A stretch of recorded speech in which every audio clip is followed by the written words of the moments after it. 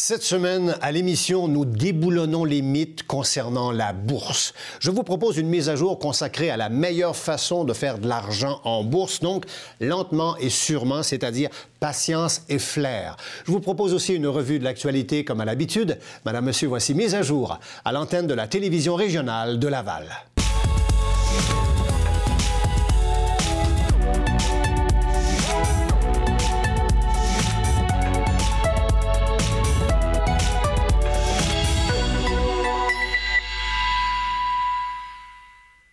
Ici Marius Brisson, je désire vous souhaiter la bienvenue à cette nouvelle mise à jour. Un magazine de réflexion d'une trentaine de minutes pendant lequel nous examinons un sujet d'intérêt en vous présentant différents points de vue.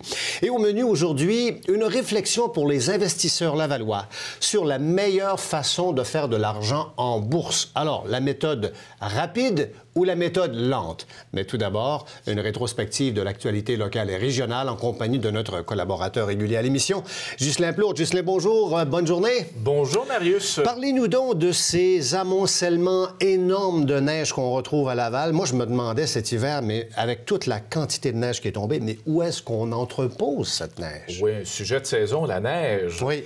Il y a 5 dépôts à neige à Laval. Il y a beaucoup de gens qui l'ignorent.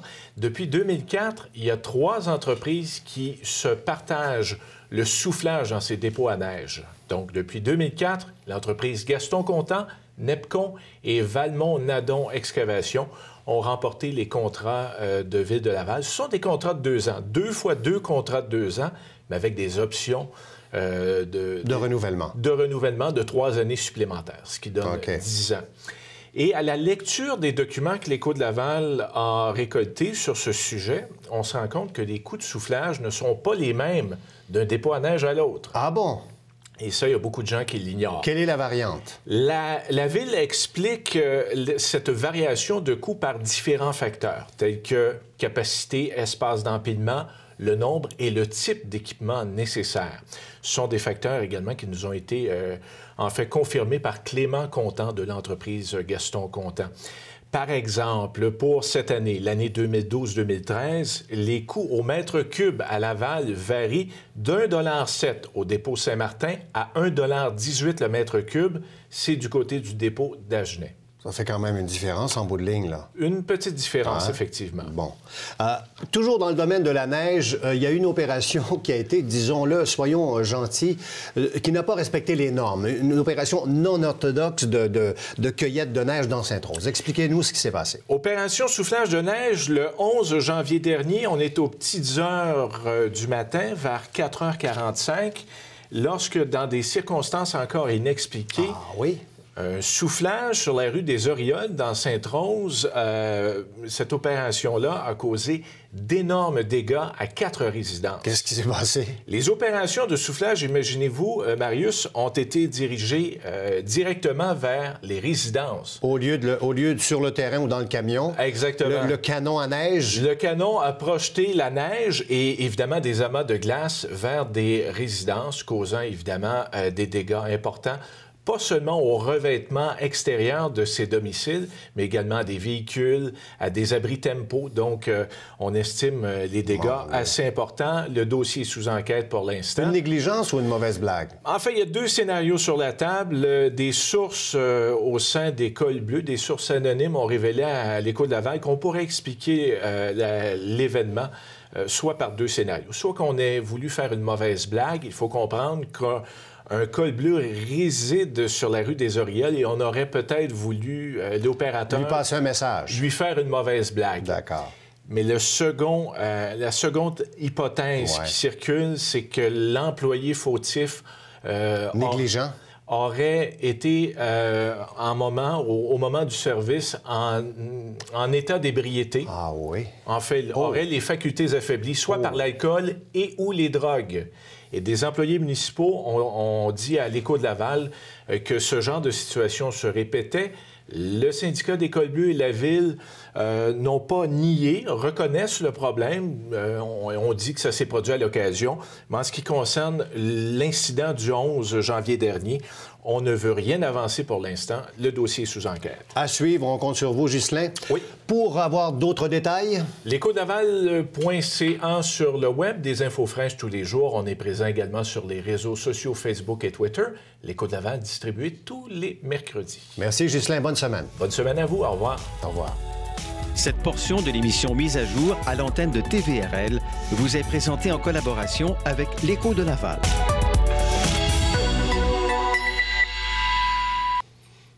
Cette semaine, à l'émission, nous avons décidé de braquer nos projecteurs sur les mythes entourant ceux qui ont fait fortune en bourse et ceux aussi qui ont perdu leur chemise en bourse.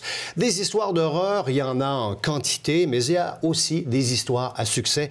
Il faut en parler pour les investisseurs, notamment lavallois qui s'intéressent à la bourse. Alors, comment se comporter à la bourse? Choisir le bon cheval, faire un coup d'argent rapidement ou choisir le bon cheval et être patient pour s'assurer de faire des sous en bourse?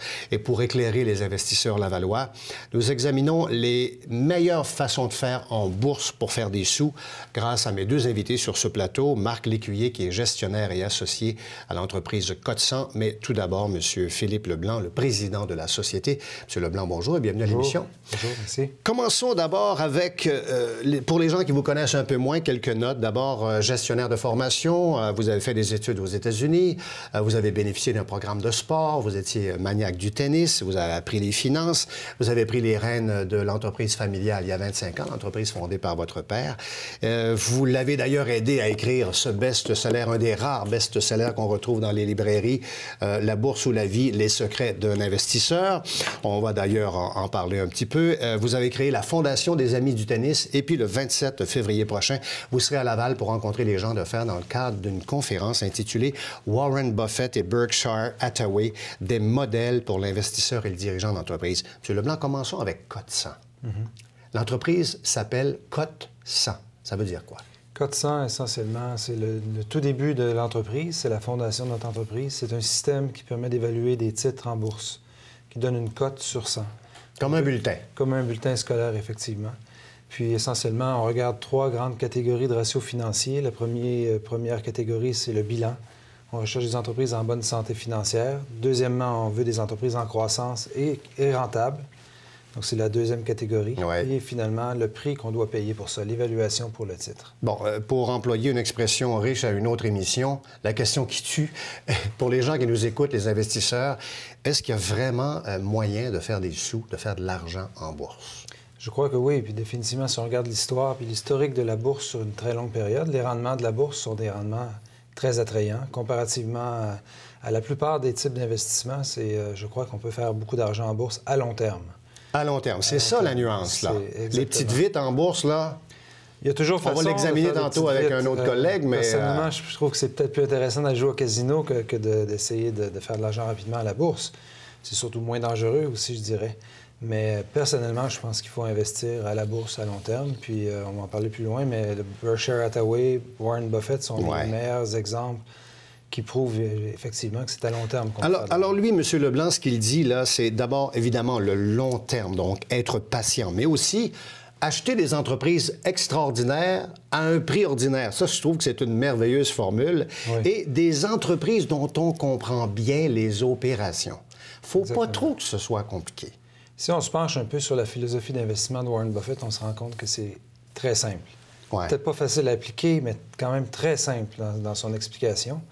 Essentiellement, il veut des entreprises qui sont facilement compréhensibles, dont les activités sont très simples. Souvent, c'est des produits qu'on va consommer à tous les jours.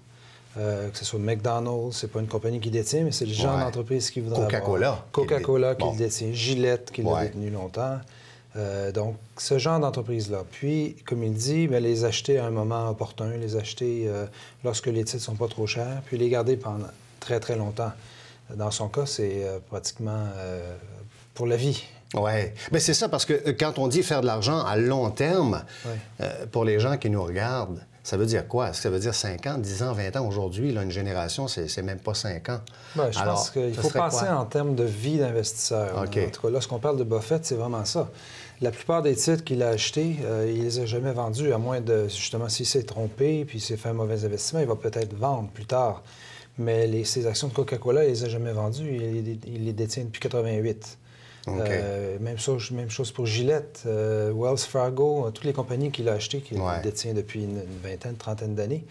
Puis, il va les détenir encore très, très longtemps dans le conglomérat de Berkshire Hathaway. Et sa valeur, à lui, c'est autour de 250 milliards. Sa fortune personnelle, 40 milliards, quelque chose comme ça. Bon, la valeur de la compagnie, 250. Sa valeur, à lui, plutôt environ 50 milliards. 50 milliards, et c'est beaucoup d'argent. On parle vraiment d'une haute gamme, là, franchement. Là.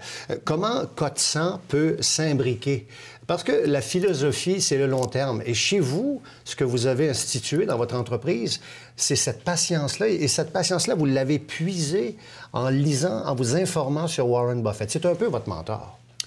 Oui, depuis le tout début, lorsqu'on a commencé, justement, on parlait du système Cote-100, mon père l'a développé en 88. C'était en s'inspirant des plus grands investisseurs de tous les temps, dont Warren Buffett.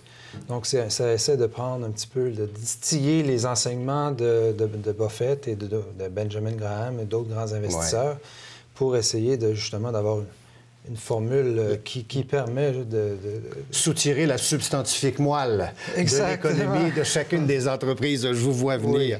On a vu Buffett, il y a quelque temps, acheter la compagnie Heinz. On parle de, autour de 25 milliards de dollars avec quelqu'un d'autre. En quoi les décisions, je sais qu'il voulait acheter la bourse de New York il y a quelque temps, en quoi les décisions de Warren Buffett s'approchent-elles des vôtres, à vous, à votre échelle? Évidemment, c'est pas la même échelle, là, mais... C'est sûr qu'on n'achètera pas Heinz, la compagnie au complet, mais on peut s'inspirer de ces décisions, de ces investissements, en achetant des titres similaires. On peut également, par exemple, il a acheté, l'an passé, il a annoncé qu'il détenait environ 10 de IBM, de la société IBM, cotée en bourse. Donc, nous, en tant qu'investisseurs, si on le désire, on peut acheter des actions d'IBM directement. Pas besoin de passer nécessairement par Berkshire Hathaway pour en avoir. On peut acheter directement. Ou on peut acheter des compagnies similaires qui ressemblent beaucoup à IBM. Parce qu'il faut comprendre que Berkshire Hathaway, avec la taille de l'entreprise, ils ne peuvent pas se permettre d'acheter, par exemple, des actions de CGI ici à Montréal. Il faudrait qu'ils achètent la compagnie au complet pour que ça vaille la peine pour eux. Oui, c'est ça. Donc, mais nous, en tant qu'investisseurs, on peut s'inspirer. Bon, il achète des actions d'IBM. Pour quelles raisons, selon nous? Puis, comment on peut un petit peu copier ou s'inspirer de sa stratégie? Parce que vous avez poussé encore plus loin votre connaissance de sa manière de faire les choses. C'est un peu votre gourou. Pendant le congé de Noël, vous vous êtes farci les 15 rapports financiers, M. Leblanc. Il y a des lectures un peu plus, je dirais, exotiques que celle-là. Enfin, peu importe, vous avez passé à travers de ça et vous avez fait des découvertes... spectaculaire et même, surtout, je dirais, dans le courrier que Buffett envoie à ses investisseurs. C'est la lettre qu'il écrit en tant que président du conseil de Berkshire Hathaway. Il écrit une lettre annuelle à tous ses actionnaires. Elle sort au mois d'avril, elle va sortir la prochaine de 2012, va sortir bientôt. C'est, à mon avis, une lecture essentielle pour quelqu'un qui s'intéresse à la bourse puis à la façon de faire de Buffett. Qu'est-ce que vous avez appris, là? Il y a plein de choses. Hein? Oui, bien, c'est surtout, je les avais déjà lus. C'est des choses que mais le fait de les lire, les 15 rapports annuels, bout à bout, ça change un petit peu la perspective. On voit vraiment, on comprend mieux sa philosophie d'investissement à long terme, ses grands principes d'investissement. OK. Et moi, il y a deux mots qui m'ont frappé dans cette quête d'information. C'est la douve durable. Qu'est-ce que la douve durable pour les investisseurs qui nous écoutent? C'est un terme un peu technique, en tout cas. Ce qui veut dire essentiellement, c'est qu'il va y avoir des entreprises qui sont protégées de la compétition par un fossé commercial, ou des avantages qu'une entreprise a qui empêchent leurs concurrents de... Une sorte de barrière, là. Normale et saine, dans le fond, là. C'est ce que je comprends. Une protection. Si on regarde Heinz, par exemple, si vous décidez demain matin de créer une meilleure recette que le ketchup Heinz, puis sortir votre propre ketchup, mais il y a des barrières à l'entrée énormes. Parce que là, vous vous battez contre un réseau de distribution puis une marque de commerce reconnue mondialement. C'est très, très difficile de s'attaquer à ce marché-là. Même chose pour Gillette, des marques de commerce très, très fortes. Ça peut être également des coûts de production qui sont moins élevés que tous les compétiteurs en raison d'économies d'échelle, par exemple. Et qu'est-ce qui vous a convaincu, M. Leblanc? Vous avez recommandé les titres de M. Buffett depuis toujours. Qu'est-ce qui vous a convaincu, vous, de devenir actionnaire de Berkshire Hathaway? Bon, en regardant, en examinant plus en détail l'entreprise, je savais déjà que c'était une entreprise de grande qualité, ça a confirmé, mais en plus, je me suis rendu compte que le titre était à escompte par rapport à la valeur qu'il devrait être. Ça va valoir plus cher encore. En fait, ça a déjà augmenté depuis l'achat de Heinz, là, un petit peu quand même. Un petit peu, oui, effectivement. Mais ça risque encore d'être une valeur ajoutée? On pense que c'est certain que ce ne sera pas les mêmes rendements que depuis 50 ans, là, parce qu'il y a eu une progression d'environ 20 par année depuis 50 ans. Avec la taille de l'entreprise aujourd'hui, ça va être plus difficile. Mais s'il faisait seulement que 10 de rendement annuel composé pour les... Seulement, c'est un entre guillemets, ça serait quand même... le titre nous paraît très, très peu cher. Bon, vous parlez beaucoup de Warren Buffett, ça c'est votre humilité, mais votre entreprise à vous, depuis 25 ans, vous avez défié, on dirait, les scores et vous publiez aussi une lettre régulièrement qui s'appelle la lettre financière. Oui. Est-ce que c'est pas un peu Donc, dans cette lettre-là, vous recommandez certains titres à chaque mois, c'est ça? C'est ce qu'on essaie de faire. En fait, on fait dans notre gestion, on fait de la gestion pour les particuliers, on gère des portefeuilles pour eux. La lettre financière s'adresse à ceux qui investissent eux-mêmes en bourse et qui veulent avoir un peu des idées de placement, puis des conseils sur la bourse. Puis qui suivent un petit peu notre philosophie d'investissement. OK. L'investisseur en moi dirait, mais pourquoi, M. Leblanc, vous, j'irai chez vous, c'est quoi votre bulletin à vous, votre cote sur vos pourcentages, vos marges, vos bénéfices? Le rendement, depuis 25 ans, le rendement de la lettre financière, qui est un portefeuille réel. Lorsqu'on recommande un titre, on l'achète dans le portefeuille. C'est de 11 depuis 88, depuis 25 ans. Depuis 25 ans, presque stable? Non, pas stable. Non? Des années très bonnes, des années moins bonnes. OK, d'accord. C'est la moyenne au bâton. Et vous avez passé à travers la crise aussi, là? Oui. Vous avez réussi à sans trop y laisser de... Oui, ça a été pour nous, évidemment, ça a été une période difficile. Oui. On a très bien su passer à travers parce qu'on est quand même dans des entreprises qui sont en bonne santé financière, donc... on l'a vu. Les dommages ont été moins. Les dommages collatéraux étaient moins importants. Ça a été beaucoup moins difficile. Puis on a bien rebondi par la suite également. Ça a été des bonnes années pour nous depuis 2008-2009. Donc, vous vous en êtes bien tiré. Vous serez au Hilton, à Laval, le 27 février prochain pour rencontrer les investisseurs. Avec votre titre de conférence « Warren Buffett et Berkshire Hathaway, des modèles pour l'investisseur et les dirigeants d'entreprise ». Quel est le message que vous leur envoyez aux investisseurs? On veut essentiellement parler des enseignements que j'ai pu tirer des rapports annuels de Berkshire Hathaway.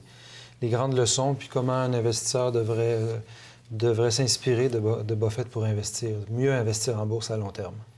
Alors, ça veut dire qu'il est possible de faire des sous si on est patient. Donc, on ne perd pas d'argent en bourse si on est patient, c'est ce que je comprends? Est-ce que ça veut dire ça? À long terme, effectivement. Oui? Sur de courtes périodes, sur certaines périodes, ça peut être plus difficile. On l'a vu depuis 10 ans, la bourse n'a pas fait grand-chose. Ouais. Ça a été des années difficiles. Mais si on regarde à long terme, 10 ans, 15 ans, 20 ans, puis on investit de la façon de Buffett, je pense qu'il y a beaucoup d'argent à faire en bourse. Alors, le plus grand danger... c'est de vouloir aller rapidement, si je comprends bien. Exactement. Faire un petit coup d'argent rapide. Faire la girouette aussi, changer de philosophie. Je pense qu'il faut se bâtir en tant qu'investisseur, se bâtir un peu une personnalité d'investisseur, puis suivre sa démarche, puis ne pas changer au gré des vents. Je pense que c'est un grand problème de beaucoup d'investisseurs.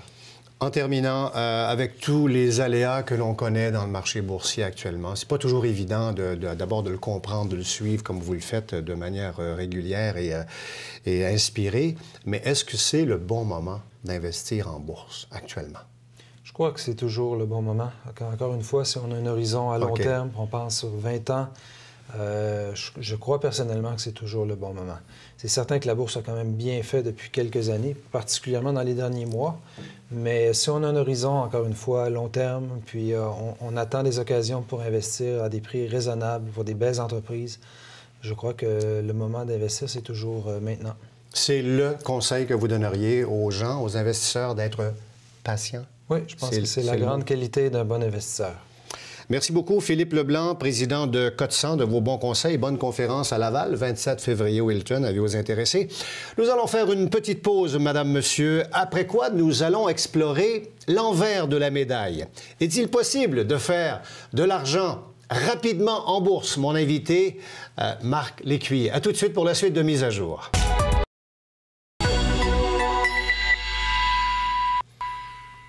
Nous poursuivons Réflexion sur la façon intelligente, disons, de ne pas perdre sa chemise en bourse. Je rappelle aux investisseurs qui ont regardé l'émission un petit peu plus tôt que Philippe Leblanc sera au Hilton Laval le 27 février prochain dans le cadre de sa conférence sur la méthode Warren Buffett, donc la méthode à long terme.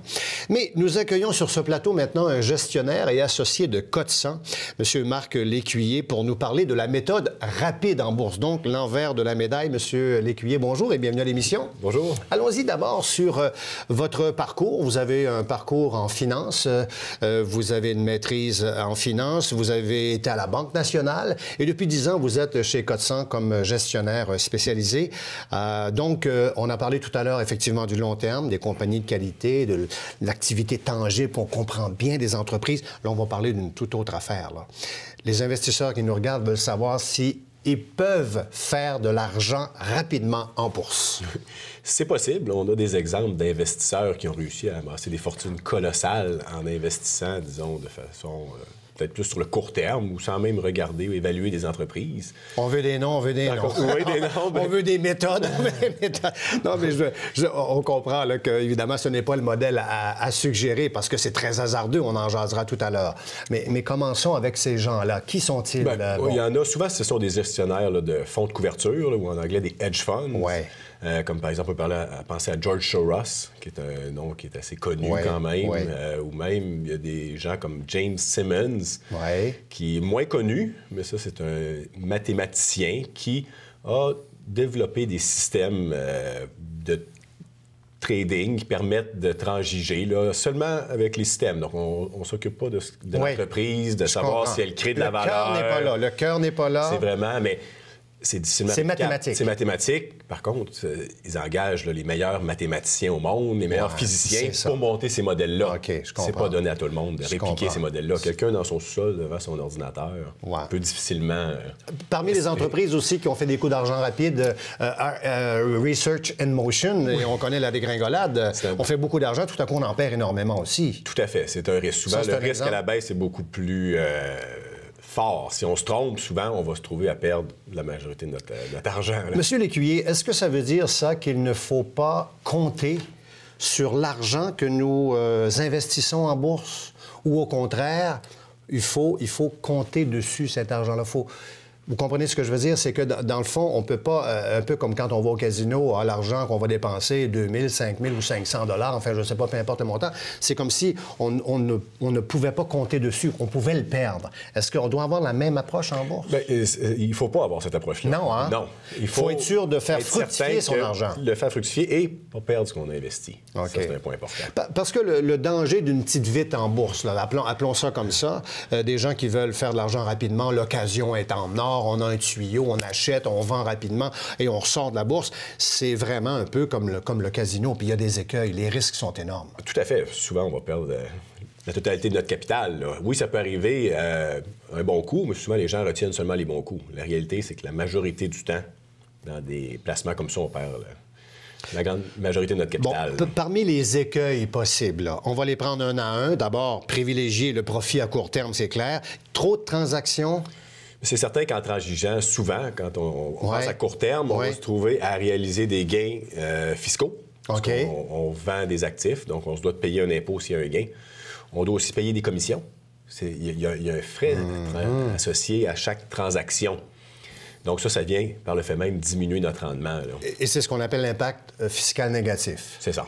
C'est ça aussi. Deuxième point, c'est quand on va vite, on néglige aussi le risque, l'évaluation qu'on fait du risque. Oui, c'est ça. C'est souvent, on va mal calculer le risque, là, parce qu'on va voir un peu trop les bons côtés. Exactement, c'est ça, la fortune à faire, alors qu'on va peut-être minimiser ou même complètement éliminer les risques. On néglige, donc on fait de l'aveuglement volontaire. Exactement. Alors, c'est pas nécessairement... Il y a des gens qui le font, il y a des gens pour qui ça réussit, mais c'est pas nécessairement la bonne approche. Là. Bien, je ne penserais pas, non. Troisième point, les investisseurs ont tendance à trop diversifier. Ça, c'est une erreur au niveau plus dans la gestion de portefeuille. On va s'éparpiller un peu partout, là. Puis ça, on l'a vu contrairement à l'approche de Warren Buffett, qui est vraiment d'investir selon ses critères et rester concentré sur les types d'entreprises qui privilégie, les gens vont s'éparpiller un peu partout. Donc on va avoir, par exemple, on peut avoir des gens avec des portefeuilles où il y a 80, 100 titres boursiers. Ça n'a pas de bon sens, ça. Si on a un titre qui fait bien, ça a peu d'impact sur le rendement. Parce qu'on en a 99 autres là, qui eux autres aussi ont un impact sur le rendement. Donc, c'est important de ne pas trop s'éparpiller dans la gestion d'un portefeuille. De savoir faire des choix. Exactement. De savoir faire des choix. Ces choix qu'on réalise aient un impact sur le portefeuille, si jamais on a raison. Ben oui, parce que là, vous dites, quelqu'un a 100 titres. Est-ce qu'il y a de l'argent à faire avec un portefeuille aussi diversifié? C'est beaucoup plus difficile. C'est plus difficile. Il faut avoir les bons tuyaux au bon moment. À un moment donné, on s'éparpille, là, dans le fond. Tout à fait. Hein? Alors que la meilleure approche, c'est vraiment l'analyse, c'est vraiment la qualité, c'est vraiment le long terme, c'est vraiment d'y aller.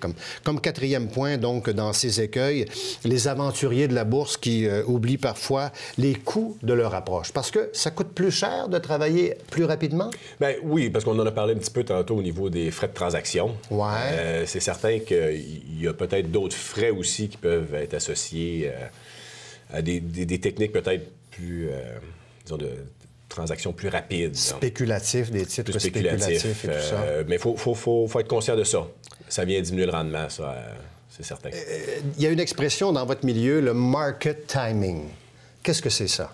Bien, le market timing, on essaie vraiment comment je dis, de rentrer à un moment donné puis ressortir. Presque aussi rapidement. Oui, on va parler plus de momentum, là, ou de dire, oh, le titre monte. Théoriquement, il y a effectivement un certain momentum en bourse. Quand les titres montent, généralement, ils vont avoir tendance à continuer à monter. À l'inverse, lorsqu'ils baissent. Donc, on veut essayer de profiter de ce momentum-là. Donc, le titre monte, on embarque, puis on essaie de ressortir avant que le momentum se renverse. OK. Donc, c'est pas facile à faire. Les études empiriques ont démontré que peu de gens étaient capables, là, effectivement, de faire du market timing. Bien, là, je ne vais pas vous faire l'annonce d'entreprises à acheter ou d'investissements à faire, mais par exemple, Berkshire Hathaway, c'est un titre qui risque de prendre la valeur. Est-ce que ça veut dire qu'avec l'achat de Heinz, par exemple, on a vu un paquet d'investisseurs se dire, moi, je vais acheter du Berkshire parce que je vais faire de l'argent rapidement puis je vais revendre rapidement? Est-ce que c'est... Bien, non, justement. Parce que c'est pas le genre d'exemple. Si on regarde, juste au niveau des volumes de transactions, Berkshire, en général, est un titre que les investisseurs détiennent à long terme. Si on regarde, on a parlé tantôt de BlackBerry.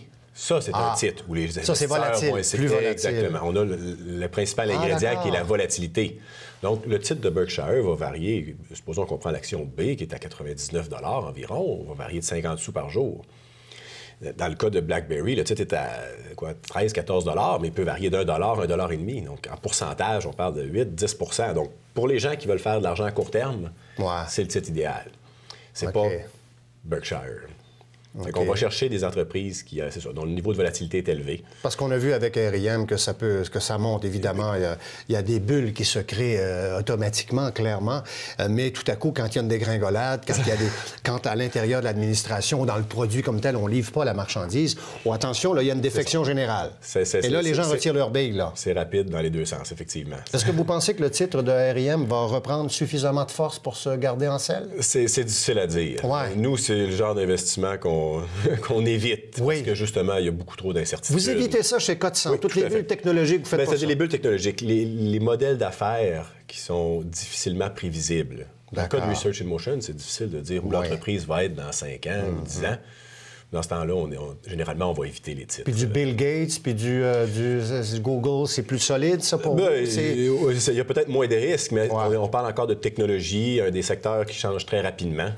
Si on regarde, par exemple, dans le cas de Berkshire Hathaway, les entreprises qui sont dans cette société-là, c'est pas ce genre d'entreprise-là. C'est vraiment des entreprises, des modèles d'affaires prévisibles. On sait généralement ce que les entreprises vont faire dans 10 ans, 15 ans, 20 ans. Monsieur Marc Lécuyer, gestionnaire associé chez Code100, merci beaucoup d'avoir éclairé notre lanterne et examiné l'autre côté de la lorgnette. Comme ça, on a vu tout à l'heure le long terme avec Monsieur Leblanc, mais merci d'avoir éclairé notre lanterne. Vous serez en conférence, d'ailleurs, dans la région de Québec à la fin du mois, 26, 24, 25, quelque chose comme ça? 25 à Québec. Bonne conférence. Merci beaucoup. Nous faisons une pause. Nous revenons avec le mot de la fin, à mise à jour.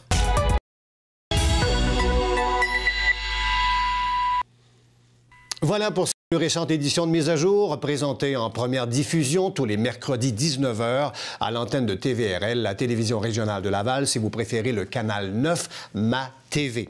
Pour les rediffusions, je vous invite à nous appeler, consulter les journaux locaux ou visiter notre site Web. Et puis, puisque vous y êtes sur le site Web, allez donc sur la section Web Télé, cliquez sur MAJ pour Mise à jour si vous voulez voir l'émission depuis votre ordinateur. Ici Marius Brisson, au nom de toute l'équipe de TVRL, bonne...